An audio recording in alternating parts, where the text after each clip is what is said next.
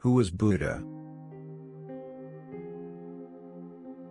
Buddha, born with the name Siddhartha Gautama, was a teacher, philosopher and spiritual leader who is considered the founder of Buddhism.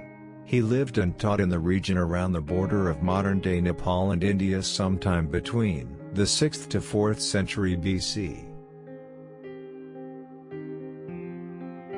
The name Buddha means one who is awakened or the enlightened one.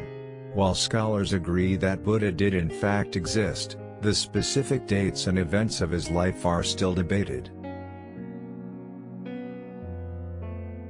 According to the most widely known story of his life, after experimenting with different teachings for years, and finding none of them acceptable, Siddhartha Gautama spent a fateful night in deep meditation beneath a tree. During his meditation, all of the answers he had been seeking became clear, and he achieved full awareness, thereby becoming Buddha.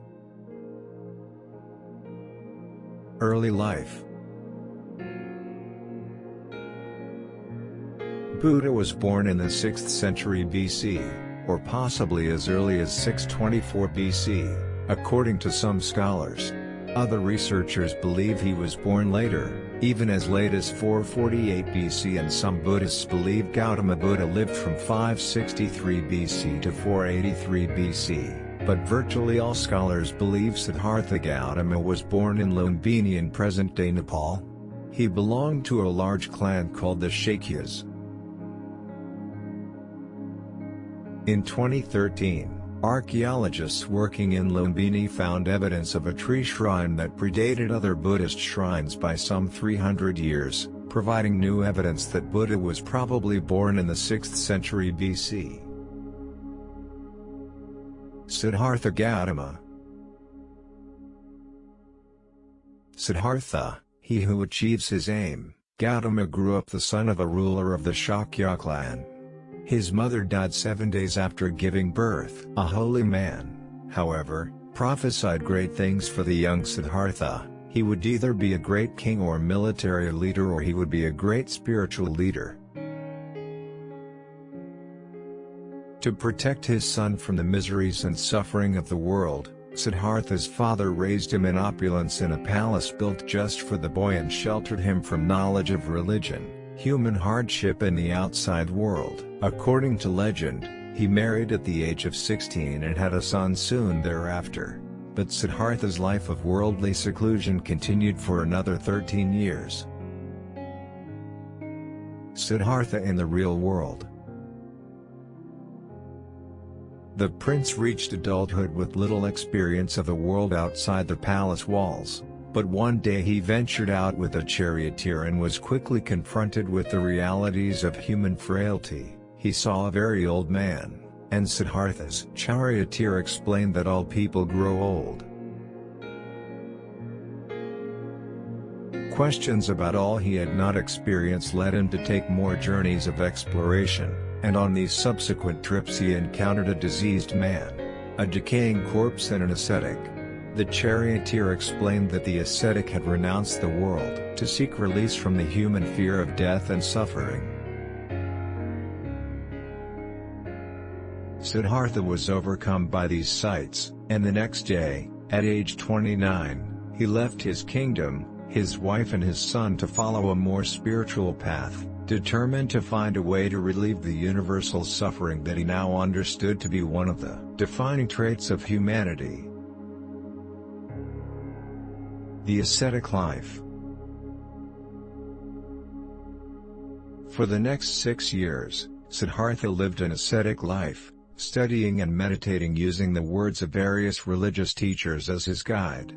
He practiced his new way of life with a group of 5 ascetics, and his dedication to his quest was so stunning that the 5 ascetics became Siddhartha's followers. When answers to his questions did not appear, however, he redoubled his efforts, enduring pain, fasting nearly to starvation and refusing water. Whatever he tried, Siddhartha could not reach the level of insight he sought, until one day when a young girl offered him a bowl of rice. As he accepted it, he suddenly realized that corporeal austerity was not the means to achieve inner liberation. and that living under harsh physical constraints was not helping him achieve spiritual release. So he had his rice, drank water and bathed in the river. The 5 ascetics decided that Siddhartha had given up the ascetic life and would now follow the ways of the flesh, and they promptly left him. The Buddha emerges. That night, Siddhartha sat alone under the Bodhi tree, vowing to not get up until the truths he sought came to him, and he meditated until the sun came up the next day. He remained there for several days, purifying his mind, seeing his entire life, and previous lives, in his thoughts. During this time, he had to overcome the threats of Mara, an evil demon, who challenged his right to become the Buddha. When Mara attempted to claim the enlightened state as his own, Siddhartha touched his hand to the ground and asked the earth to bear witness to his enlightenment, which it did, banishing Mara. And soon a picture began to form in his mind of all that occurred in the universe, and Siddhartha finally saw the answer to the questions of suffering that he had been seeking for so many years. In that moment of pure enlightenment, Siddhartha Gautama became the Buddha. Teachings. Armed with his new knowledge, the Buddha was initially hesitant to teach, because what he now knew could not be communicated to others in words. According to legend, it was then that the king of gods, Brahma, convinced Buddha to teach, and he got up from his spot under the Bodhi tree and set out to do just that. About 100 miles away, he came across the 5 ascetics he had practiced with for so long, who had abandoned him on the eve of his enlightenment. Siddhartha encouraged them to follow a path of balance instead of one characterized by either aesthetic extremism or sensuous indulgence. He called this path the middle way. To them and others who had gathered, he preached his first sermon, henceforth known as Setting in Motion the Wheel of the Dharma, in which he explained the 4 Noble Truths and the Eightfold Path, which became the pillars of Buddhism. The ascetics then became his first disciples and formed the foundation of the Sangha, or community of monks. Women were admitted to the Sangha, and all barriers of class, race, sex and previous background were ignored, with only the desire to reach enlightenment through the banishment of suffering and spiritual emptiness considered. For the remainder of his years, Buddha traveled, preaching the Dharma, the name given to his teachings, in an effort to lead others along the path of enlightenment. Death. Buddha died around the age of 80, possibly of an illness from eating spoiled meat or other food. When he died, it is said that he told his disciples that they should follow no leader, but to be your own light.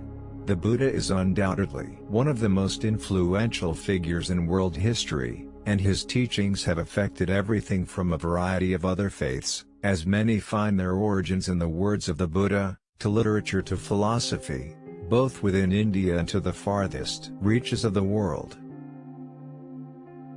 Radiate boundless love towards the entire world.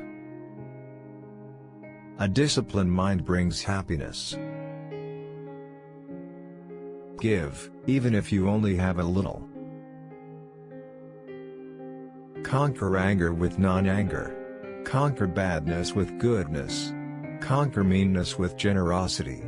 Conquer dishonesty with truth. Those who cling to perceptions and views wander the world offending people. Drop by drop is the water pot filled. Likewise, the wise man, gathering it little by little, fills himself with good. I will not look at another's bull intent on finding fault, a training to be observed. Let none find fault with others, let none see the omissions and commissions of others. But let one see one's own acts, done and undone. Should a person do good, let him do it again and again. Let him find pleasure therein, for blissful is the accumulation of good. Should you find a wise critic to point out your faults, follow him as you would a guide to hidden treasure. Should a seeker not find a companion who is better or equal, let them resolutely pursue a solitary course. Hatred is never appeased by hatred in this world. By non-hatred alone is hatred appeased. This is a law eternal. Live with no sense of mine, not forming attachment to experiences. Better it is to live one day seeing the rise and fall of things than to live 100 years without ever seeing the rise and fall of things. The world is afflicted by death and decay. But the wise do not grieve, having realized the nature of the world. Resolutely train yourself to attain peace. To support mother and father, to cherish wife and children, and to be engaged in peaceful occupation, this is the greatest blessing. All tremble at violence, all fear death. Putting oneself in the place of another, one should not kill nor cause another to kill. Ceasing to do evil, cultivating the good, purifying the heart, this is the teaching of the Buddhas. If you knew what I know about the power of giving, you would not let a single meal pass without sharing it in some way.